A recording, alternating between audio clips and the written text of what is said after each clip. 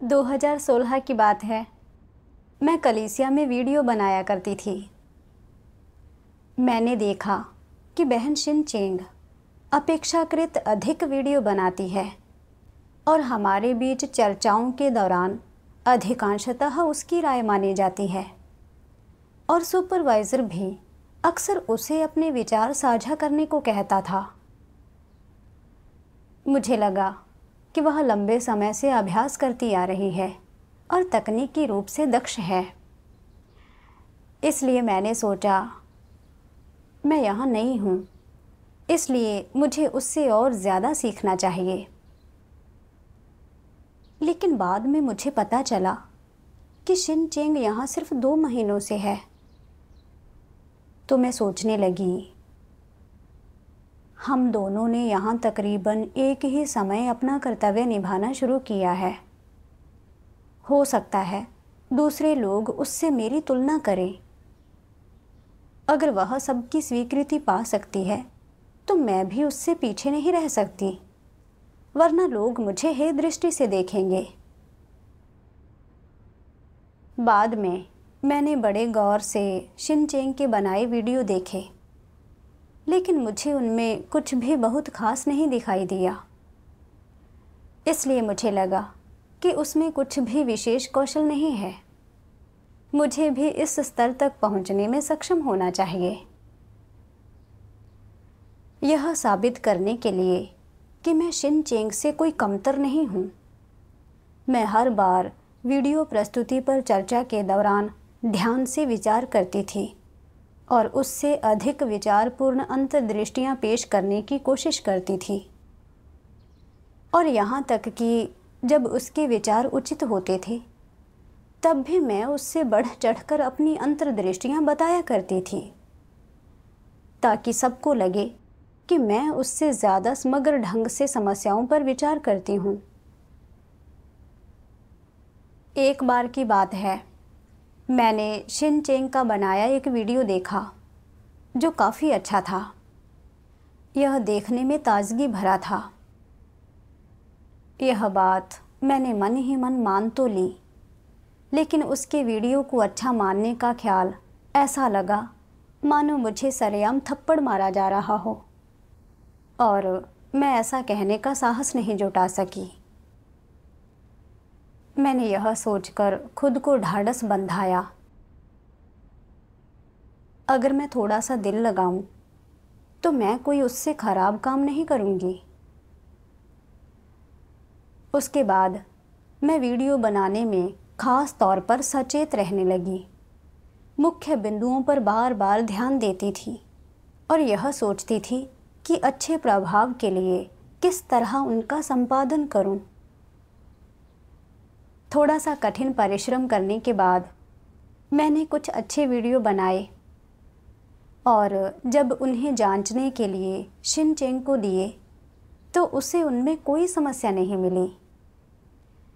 इसलिए मुझे लगा कि उसका कौशल स्तर लगभग मेरे जैसा ही है। लेकिन बाद में सुपरवाइज़र ने शिन चेंग से कहा कि वह मार्गदर्शन कर मेरी मदद करे। मैंने मन ही मन सोचा, हम दोनों ने तकरीबन एक ही समय शुरुआत की, तो उसे मेरा मार्गदर्शन क्यों करना चाहिए? सुपरवाइज़र को ज़रूर यह लगता होगा कि मैं शिन चेंग जैसी कुशल नहीं हूँ। यह बात कतई मेरे गले नहीं उतरी और मैं सोचने लगी, अगर मैं आज्ञापूर्वक उससे सीखती रही तो समझो मैंने यह मान लिया कि मैं उससे कमतर हूँ, और अगर मैंने भविष्य में अच्छा कार्य किया तो हर कोई इसका श्रेय मेरी जगह उसी को देगा। मैं ऐसा नहीं होने दूंगी। इसलिए शिन चेंग के साथ वीडियो प्रस्तुति पर चर्चा के दौरान मैं उसकी राय की कतई परवाह ना कर उसे लापरवाही से खारिज कर देती थी।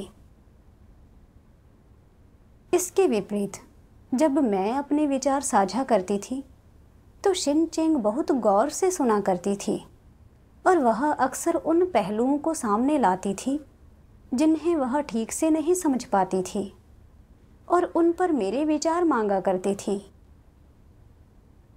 मैं इसे यह संकेत मानती थी कि मैं उससे ज़्यादा जानती हूँ और उसे अपने ध्यानाकर्षण के लायक नहीं समझती थी। जल्द ही शिन चेंग को तरक्की देकर एक दूसरी जगह कर्तव्य निभाने भेज दिया गया, तो मुझे खुशी भी हुई और जलन भी। मुझे उसकी तरक्की से जलन हुई, लेकिन साथ ही मुझे इस कारण गुपचुप खुशी भी हुई कि उसके जाने का मतलब है कि मेरी एक प्रतिद्वंद्वी कम हो गई है। शिन चेंग के जाने के बाद एक बार हम एक वीडियो की प्रस्तुति पर चर्चा कर रहे थे। कुछ समस्याओं की गूढ़ताएं समझना मुश्किल हो रहा था, जिसके कारण बार बार बाधाएं आ रही थीं और प्रगति धीमी हो गई थी। मैं बस सोचने लगी। पहले जब सुपरवाइज़र शिन चेंग को मेरी मदद करने और अपने अनुभव पर मेरे साथ संगति करने को कहता था, तो मैं इसे यह सोचकर खारिज कर देती थी कि वह जो कुछ जानती है मैं वह सब समझती हूँ और उसके टीम में रहने या ना रहने से कोई फर्क नहीं पड़ता है। अब जबकि शिन चेंग को गए ज़्यादा समय नहीं हुआ है, तो हम कठिनाइयों का सामना करने लगे हैं। इससे लगता है कि सिद्धांतों की मेरी समझ सीमित है। अगर कोई निगरानी करने वाला और लगाम थामने वाला ना हो, तो मैं मानक स्तरीय वीडियो बिल्कुल नहीं बना सकती हूँ। उस समय मुझे लगा कि मैं कितनी अहंकारी हूँ। मुझे शिन चेंग की कमी खलने लगी और मैं सोचने लगी कि कितना अच्छा रहता जो हमारे पास राय लेने और सुझाव देने के लिए उस जैसा कोई दूसरा इंसान होता। मुझे परमेश्वर के कुछ वचन याद आए। परमेश्वर के कार्य के प्रयोजन के लिए, कलीसिया के फ़ायदे के लिए और अपने भाई बहनों को आगे बढ़ाने के वास्ते प्रोत्साहित करने के लिए तुम लोगों को सद्भावपूर्ण सहयोग करना होगा। परमेश्वर के इरादों के प्रति लिहाज दिखाने के लिए तुम्हें एक दूसरे के साथ सहयोग करना चाहिए। एक दूसरे में सुधार करके कार्य का बेहतर परिणाम हासिल करना चाहिए। सच्चे सहयोग का यही मतलब है, और जो लोग ऐसा करेंगे सिर्फ वही सच्चा प्रवेश हासिल कर पाएंगे। अचानक मुझे एहसास हुआ कि परमेश्वर ने मेरे लिए शिन चेंग के साथ कार्य करने की व्यवस्था की थी, ताकि हम वीडियो अच्छे बनाने में एक दूसरे की खूबियों और कमज़ोरियों के पूरक बन सकें। लेकिन पिछले कुछ महीनों से मैं इस बात पर ध्यान नहीं दे रही थी कि मुझे क्या करना चाहिए। मेरा ध्यान सिर्फ इन बातों पर था कि उसके साथ अपनी तुलना करूं और अपनी ही क्षमताओं का दिखावा करूं, उसका बहिष्कार करूं और उसके साथ सहयोग ना करूं। अब जबकि शिन चेंग जा चुकी है, मेरे पास उससे सीखने का कोई अवसर नहीं था। इस मुकाम पर मुझे तब इतने अविवेकी होने पर खुद से घृणा हुई। जब मैं खोज रही थी तो मुझे परमेश्वर के ये वचन मिले। सर्वशक्तिमान परमेश्वर कहता है, कुछ लोग हमेशा इस बात से डरे रहते हैं कि दूसरे लोग उनसे बेहतर और ऊपर हैं। अन्य लोगों को पहचान मिलेगी जबकि उन्हें अनदेखा किया जाता है, और इसी वजह से वे दूसरों पर हमला करते हैं और उन्हें अलग कर देते हैं।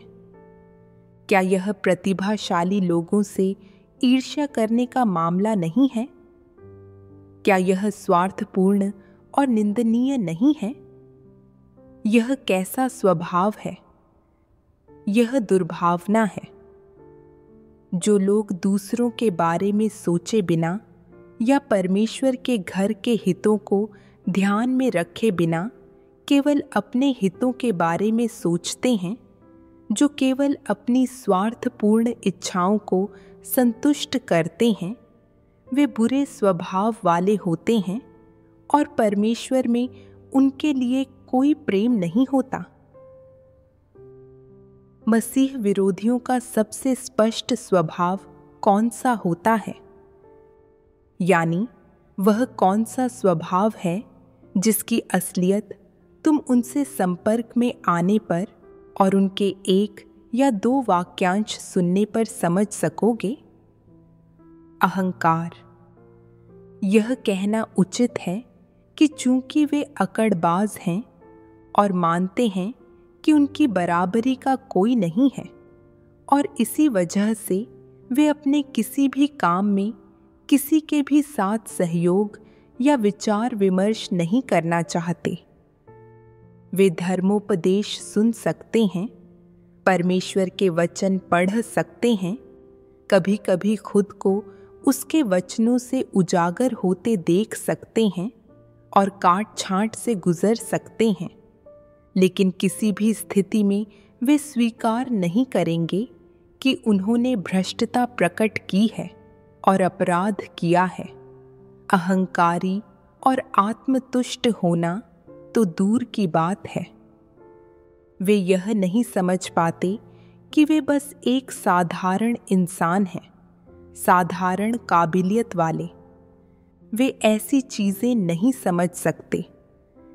चाहे तुम उनकी जैसे भी काट छांट करो, फिर भी उन्हें लगेगा कि उनकी काबिलियत अच्छी है और वे साधारण लोगों से ऊंचे स्तर के हैं। क्या यह उम्मीद से परे नहीं है? यह उम्मीद से परे है। यह मसीह विरोधी होता है। परमेश्वर के वचनों के प्रकाशन से मैंने देखा कि मेरा व्यवहार वास्तव में प्रतिभाशाली लोगों से ईर्ष्या करने वाला और विवेक से परे अहंकार वाला है, जिसे परमेश्वर ने उजागर किया है। मैं उन दिनों के बारे में सोचने लगी जब मैं बस आई ही थी और वीडियो बनाने शुरू किए थे। जब मैंने देखा कि भले ही शिन चेंग भी अभी अभी आई है, लेकिन वह हर व्यक्ति की स्वीकृति पाने में सक्षम है, तो मैं यह सोचकर उससे अपनी तुलना करने लगी कि अगर वह यह काम कर सकती है तो मैं भी कर सकती हूँ। चाहे वीडियो बनाने की बात हो या विचार साझा करने की, मैंने अपनी होशियारी दिखाने के लिए अपना दिमाग मत रखा था। मैं शिन चेंग की खूबियां स्वीकारने को भी तैयार नहीं थी।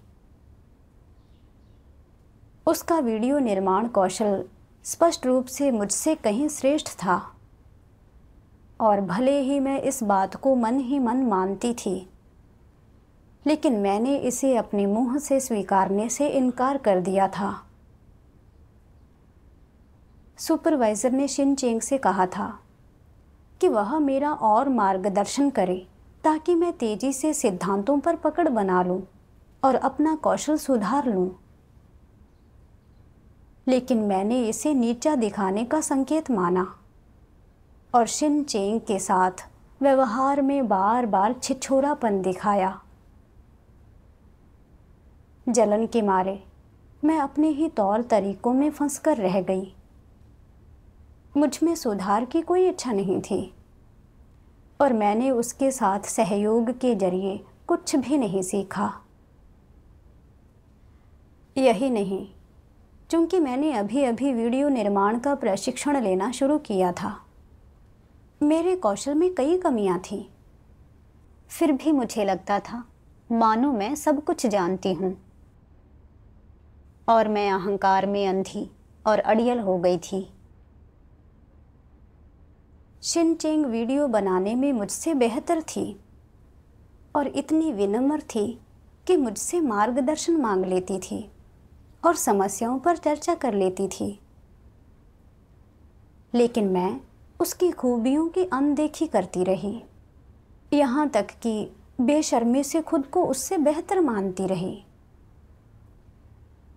अगर मुझ में रत्ती भर भी विवेक होता कि मैं अपनी कमियां स्वीकार लूं, अपना दंभ छोड़ सकूं और शिन चेंग से सीख सकूं, तो मैं इतनी असहाय और दयनीय नहीं होती जितनी अभी हूं।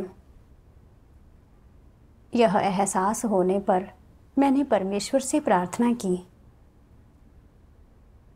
हे परमेश्वर, मुझे जो करना चाहिए उस पर मैं ध्यान नहीं दे रही हूँ और तुम्हारे ईमानदार इरादे को धता बता चुकी हूँ। यहाँ तक कि मैंने अभी तक कौशल नहीं सीखा है जिससे मेरे कर्तव्य में देरी हुई है।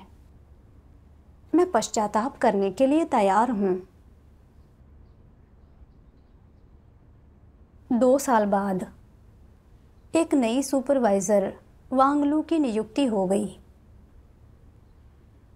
पहले कभी वांगलू के कार्य की देखरेख की जिम्मेदारी मेरे पास होती थी, लेकिन अब वह सुपरवाइज़र बनकर मेरे कार्य का जायजा ले रही थी और निगरानी कर रही थी,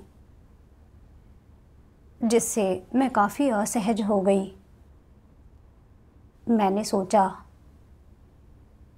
मैं उससे भी पहले से अपना कर्तव्य निभाती आ रही हूँ, लेकिन वह आते ही सुपरवाइज़र बन गई है। क्या भाई बहनों को यह लगेगा कि ज़्यादा लंबे समय से प्रशिक्षण लेने के बावजूद मैं एक नवागत जितनी कुशल भी नहीं हूँ? हालांकि मेरा इरादा कभी भी सुपरवाइज़र बनने का नहीं रहा, पर मैं यह भी नहीं चाहती थी कि कोई मुझे हेय दृष्टि से देखे। इसलिए मैंने यूं ही एक बहन से वांगलू के बारे में उसकी राय पूछ ली। तो बहन ने कहा कि वांगलू की सिद्धांतों पर अच्छी खासी पकड़ है और उसके बनाए वीडियो के नतीजे काफ़ी अच्छे होते हैं। यह बात मेरे गले नहीं उतरी और मुझे विश्वास नहीं हुआ कि वह वास्तव में इतनी कुशल है। फिर तो अपने मन का संत्रांस दूर करने के लिए मैं वांगलू की छोटी से छोटी गलती ढूंढने में जुट गई। एक शाम को वांगलू हमारे कार्य में समस्याओं की समीक्षा करने आई और मैं यह देखना चाहती थी कि उसका स्तर वास्तव में क्या है। इसलिए मैंने उसकी संगति का इंतज़ार किया, लेकिन वह काफ़ी समय तक चुप रही। मैंने सोचा, एक सुपरवाइज़र के रूप में तुम शुरुआत क्यों नहीं कर रही हो? ऐसा लगता है कि तुम सिर्फ नाम की सुपरवाइज़र हो, तुम इतना भर काम भी नहीं संभाल सकती हो। बाद में मैंने जानबूझकर बहनों को बता दिया कि वांगलू अपने कर्तव्यों में निष्क्रिय और अक्षम है और वे मेरे दृष्टिकोण से सहमत थीं। उसके संकट से मुझे थोड़ी सी खुशी हुई और मैंने सोचा, भले ही अब उसका खूब सम्मान है, लेकिन उसकी कार्यक्षमता किसी भी रूप में जानदार नहीं है। शायद वह ज़्यादा समय तक सुपरवाइज़र की भूमिका नहीं संभाल पाएगी। तब तक भाई बहन सोचने लगेंगे कि भले ही मुझ में सुपरवाइज़र बनने की काबिलियत नहीं है, लेकिन कम से कम मैं अपने कर्तव्य में भरोसेमंद और टिकाऊ हूँ और उससे कतई बुरी नहीं हूँ। एक और सभा के दौरान वांगलू ने मेरी दशा के बारे में पूछा, तो मैंने एक उपेक्षापूर्ण उत्तर दिया। इस कारण उसके लिए मेरी असली दशा जानना मुश्किल हो गया और मैंने जानबूझकर उसे एक कठिन स्थिति में डाल दिया। रोज़मर्रा की सभाओं में अगर मेरे पास अंतर्दृष्टियाँ होती भी थीं, तो मैं तुरंत संगति नहीं करती थी और उत्सुक होकर यह उम्मीद करती थी कि दूसरे भी खामोश रहें, ताकि यह देख सकूं कि वांगलू स्थिति को कैसे संभालती है,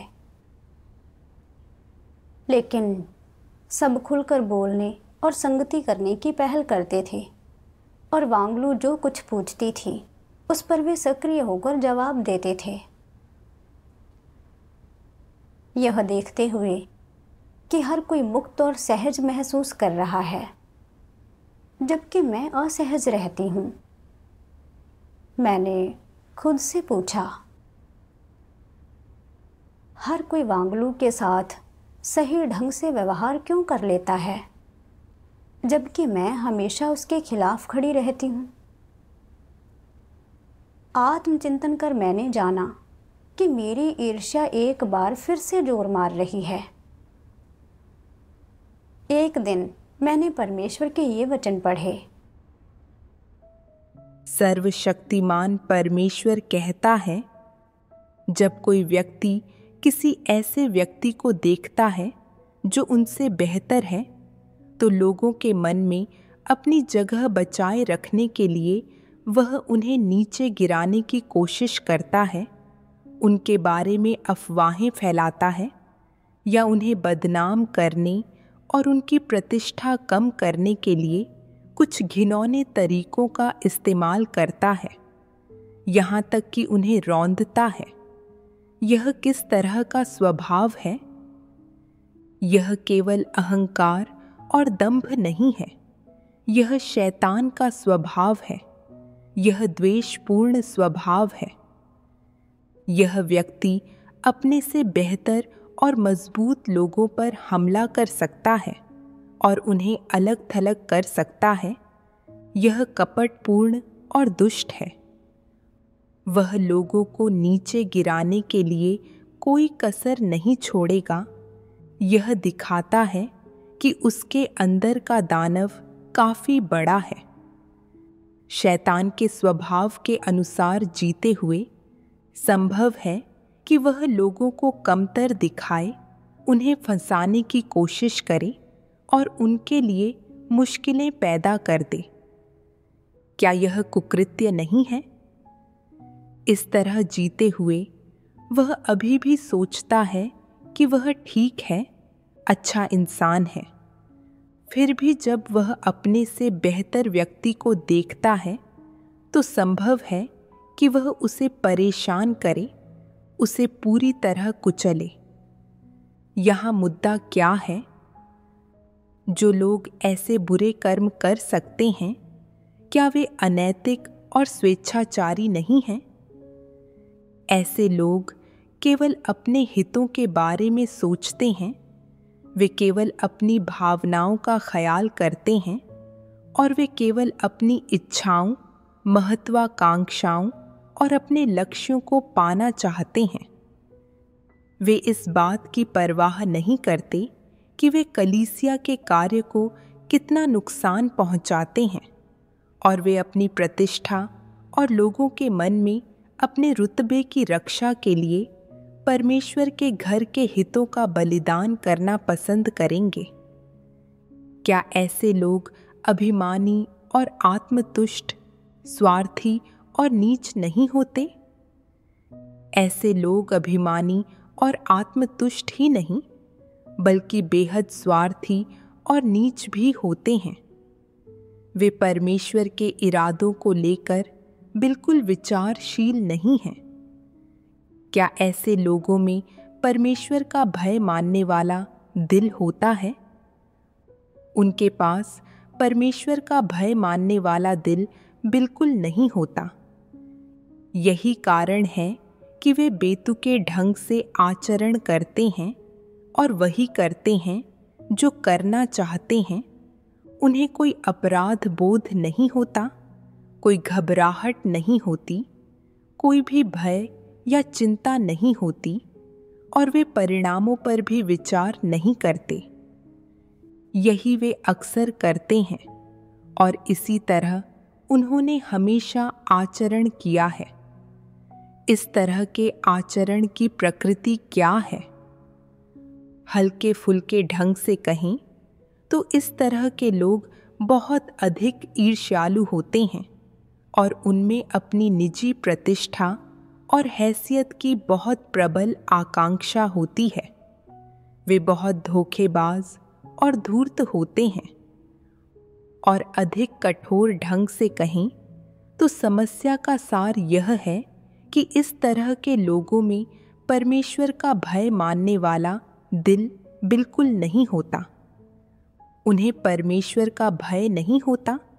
वे अपने आप को सर्वाधिक महत्वपूर्ण मानते हैं और वे अपने हर पहलू को परमेश्वर से भी ऊंचा और सत्य से भी बड़ा मानते हैं। उनके दिलों में परमेश्वर जिक्र करने के योग्य नहीं है और महत्वहीन है। उनके दिलों में परमेश्वर का बिल्कुल भी महत्व नहीं होता। क्या वो लोग सत्य का अभ्यास कर सकते हैं जिनके हृदयों में परमेश्वर के लिए कोई जगह नहीं है और जिनके पास परमेश्वर का भय मानने वाला दिल नहीं है? बिल्कुल नहीं। इसलिए जब वे सामान्यतः मुदित मन से और ढेर सारी ऊर्जा खर्च करते हुए खुद को व्यस्त बनाए रखते हैं, तब वे क्या कर रहे होते हैं? ऐसे लोग यह तक दावा करते हैं कि उन्होंने परमेश्वर के लिए खपाने की खातिर सब कुछ त्याग दिया है और बहुत अधिक दुख झेला है, लेकिन वास्तव में उनके सारे कृत्य, निहित प्रयोजन, सिद्धांत और लक्ष्य सभी खुद के रुतबे, प्रतिष्ठा के लिए हैं। वे केवल सारे निजी हितों की रक्षा करने का प्रयास कर रहे हैं। तुम लोग ऐसे व्यक्ति को बहुत ही बेकार कहोगे या नहीं कहोगे? किस तरह के लोगों में कई वर्षों तक परमेश्वर पर विश्वास करने के बाद भी परमेश्वर का भय मानने वाला दिल नहीं होता? क्या वे अहंकारी नहीं हैं? क्या वे शैतान नहीं हैं? और किन चीजों में परमेश्वर का भय मानने वाला दिल सबसे कम होता है? जानवरों के अलावा बुरे लोगों और मसीह विरोधियों में, दानवों और शैतान के जैसों में। वे सत्य को जरा भी नहीं स्वीकारते।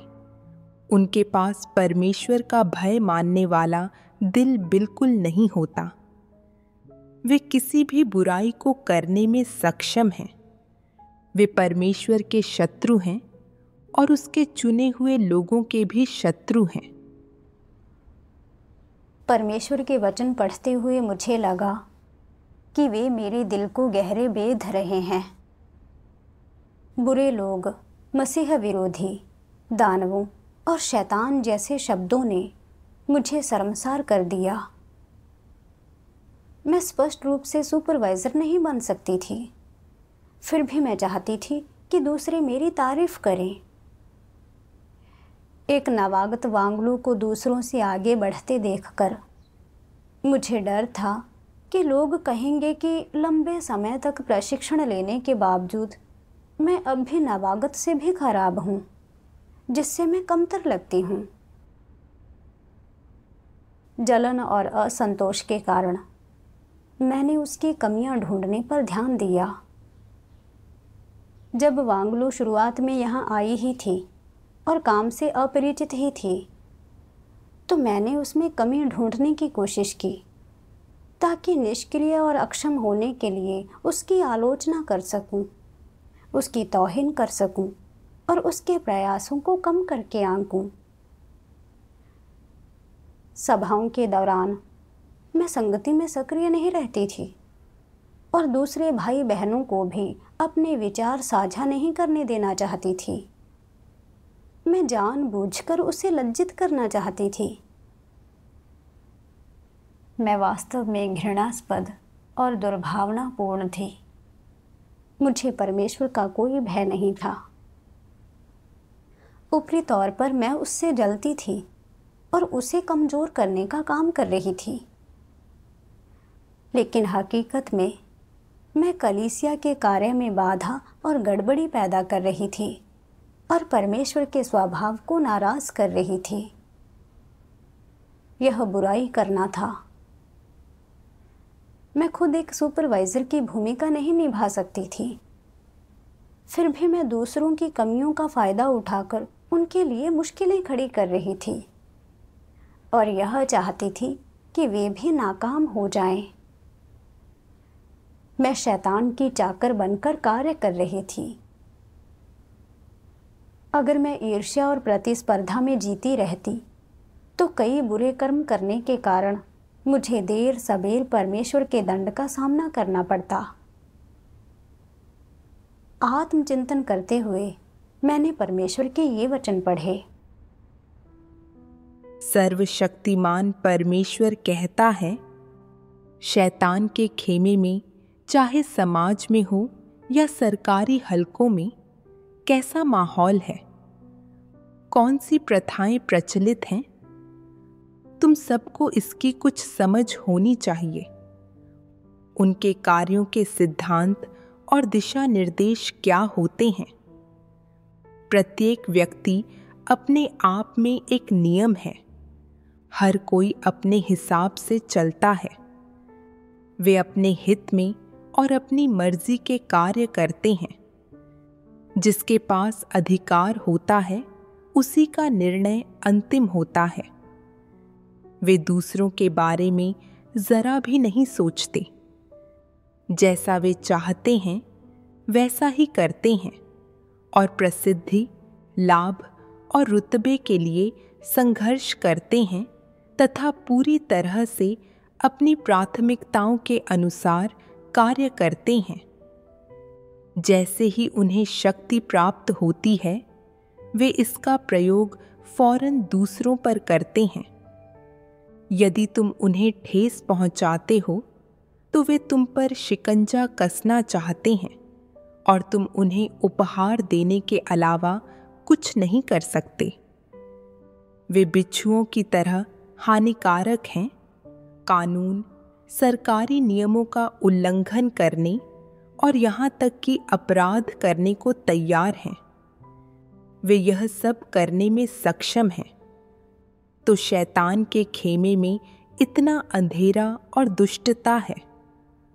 अब परमेश्वर मानवता को बचाने, लोगों को सत्य स्वीकार करवाने, सत्य समझाने और शैतान के बंधन और शक्ति से मुक्त करवाने आया है। यदि तुम लोग सत्य को स्वीकार नहीं करते और सत्य का अभ्यास नहीं करते तो क्या तुम अब भी शैतान की सत्ता में नहीं जी रहे हो? उस स्थिति में तुम लोगों की वर्तमान स्थिति और दानवों और शैतान की स्थिति में क्या अंतर है? तुम लोग ठीक वैसे ही प्रतिस्पर्धा करोगे जैसे अविश्वासी करते हैं। तुम लोग उसी तरह लड़ोगे जैसे अविश्वासी लड़ते हैं।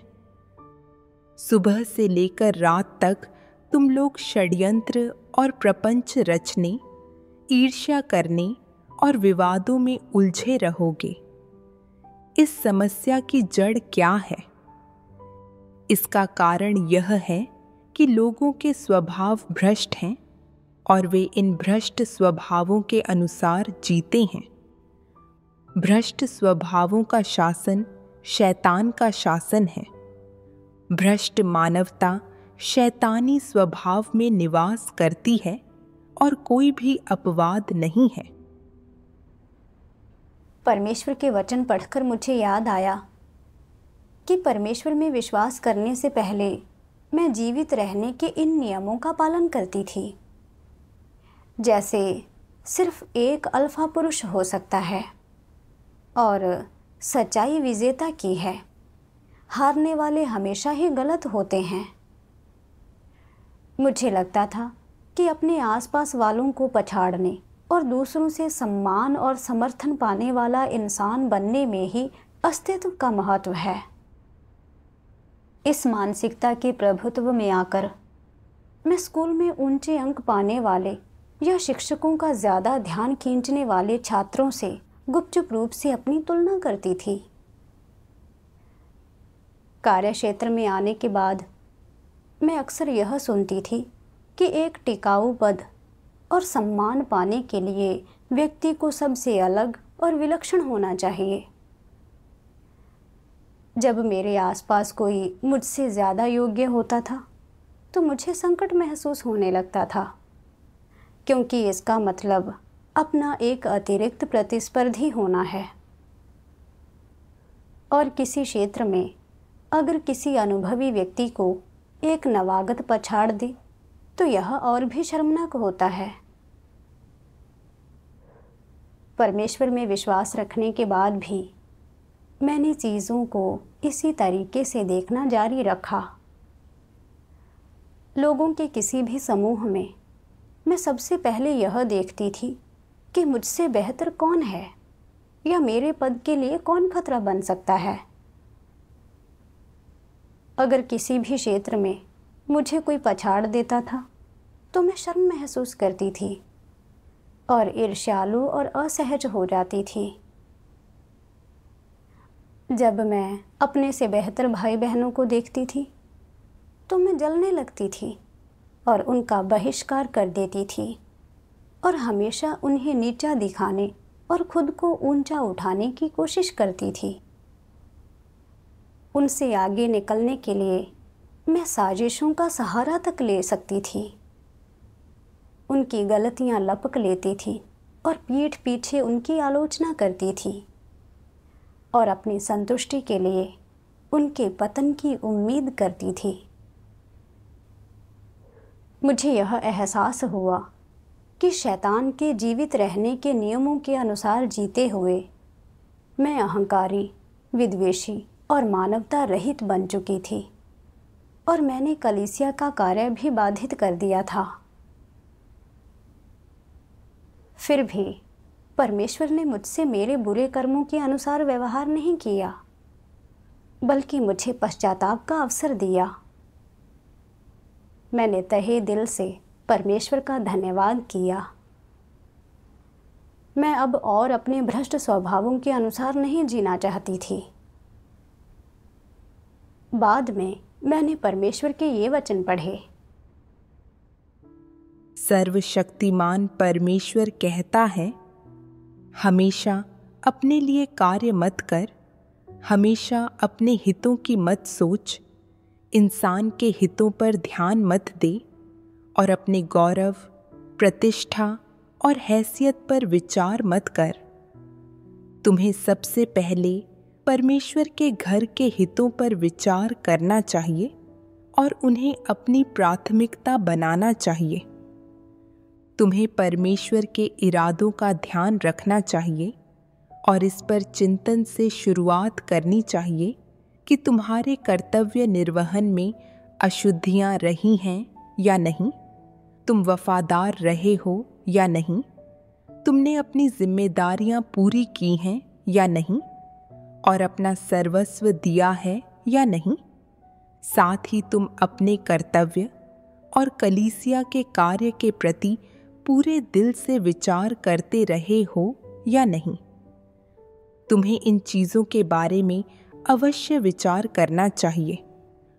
अगर तुम इन पर बार बार विचार करते हो और इन्हें समझ लेते हो तो तुम्हारे लिए अपना कर्तव्य अच्छी तरह से निभाना आसान हो जाएगा।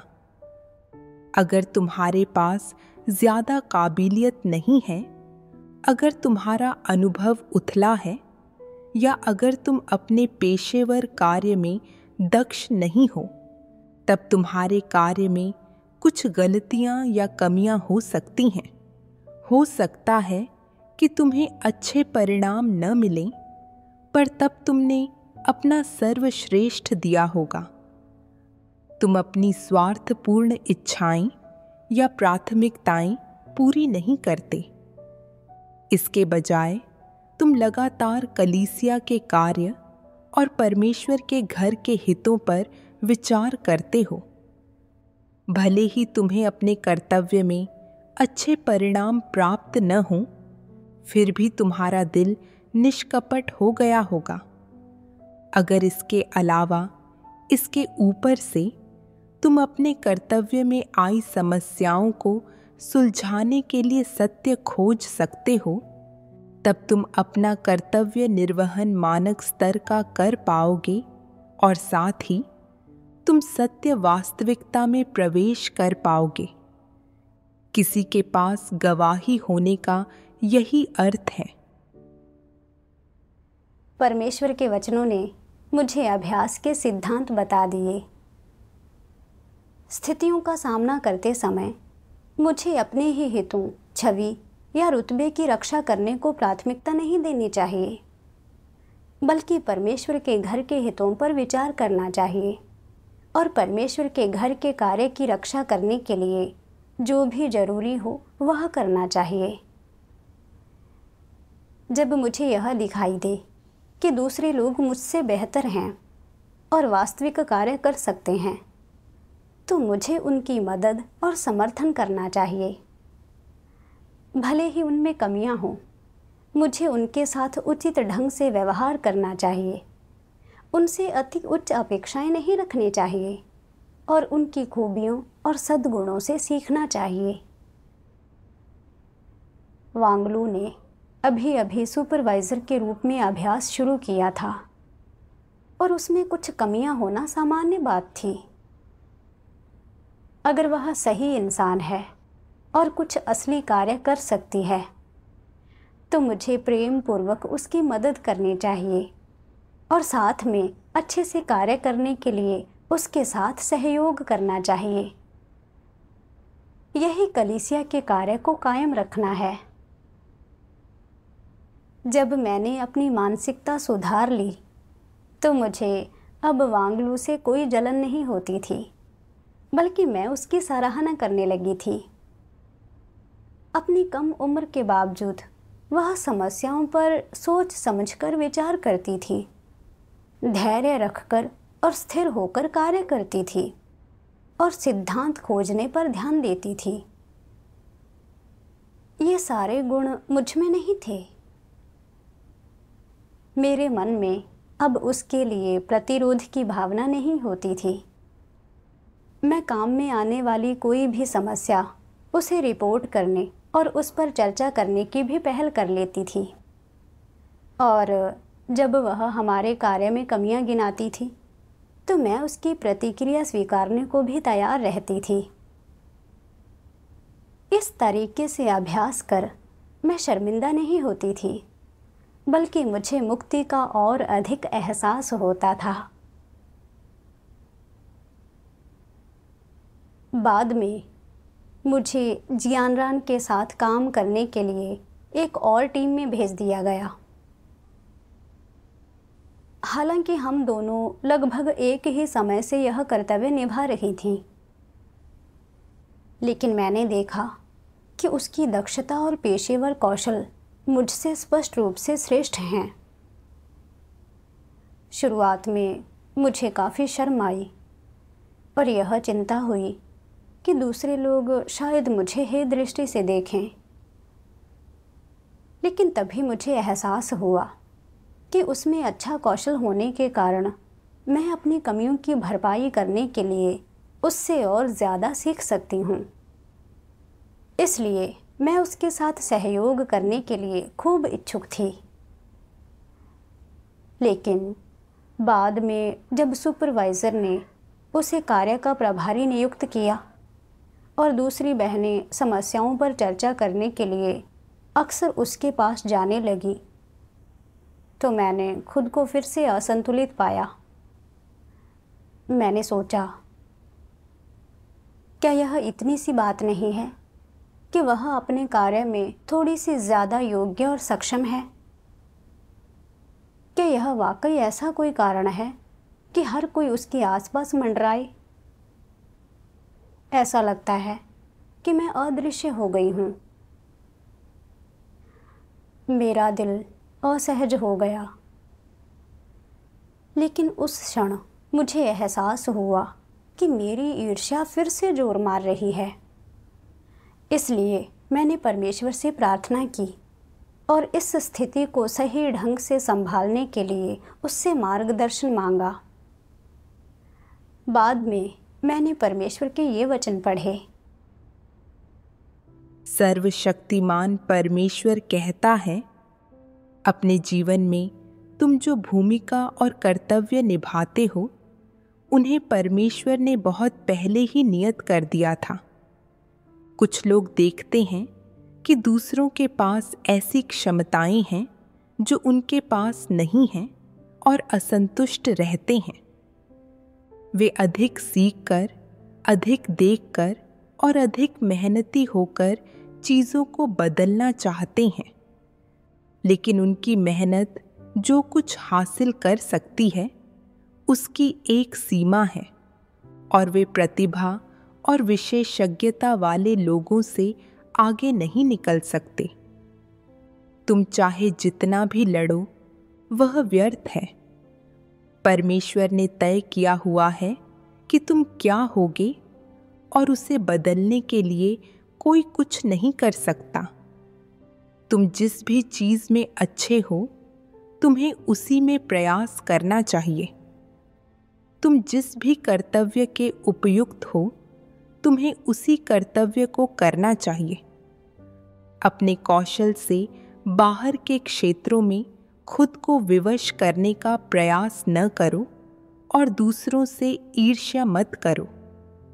सबका अपना कार्य है। हमेशा दूसरे लोगों का स्थान लेने या आत्म प्रदर्शन करने की इच्छा रखते हुए यह मत सोचो कि तुम सब कुछ अच्छी तरह कर सकते हो या तुम दूसरों से अधिक परिपूर्ण या बेहतर हो। यह भ्रष्ट स्वभाव है। ऐसे लोग भी हैं जो सोचते हैं कि वे कुछ भी अच्छा नहीं कर सकते और उनके पास बिल्कुल भी कौशल नहीं है। अगर ऐसी बात है तो तुम्हें एक ऐसा व्यक्ति होना चाहिए जो शालीनता से सुने और समर्पण करे।